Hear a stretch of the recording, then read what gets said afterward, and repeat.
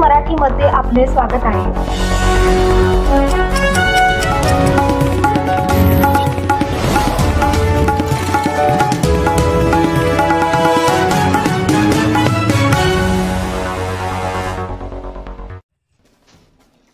शिराळा येथील शेतकऱ्याची विष प्राशन करून आत्महत्या।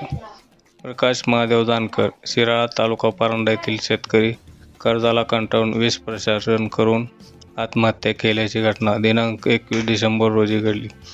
महाराष्ट्र ग्रामीण बँकेचे 3 लाख कर्ज आणि सावकारांचे 3 लाख कर्ज असल्याने हे पाऊल उचलल्याचे समजते। शेतीसाठी घेतलेले कर्ज फेडेना द्राक्ष बाग 2 वर्षापासून नुकसानमध्ये होते। वेळेवर हप्ते जाईनात, शेतीतील सतत नुकसान होत होते। त्यातच सावकारांचे व्याज वेळेवर जाईना अशी माहिती त्यांच्या नातेवाईकांकडून समजते। नाव काय? त्यांच्या मुलाची प्रतिक्रिया।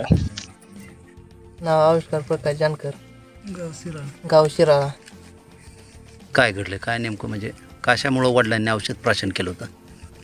कर्जामुळे, बँकेचं कर्ज आहे, सतत द्राक्ष बाग 2-3 वर्षे फेल गेल्यामुळे, लोकांचे पैसे असल्यामुळे वडिलांनी औषध प्राशन केले।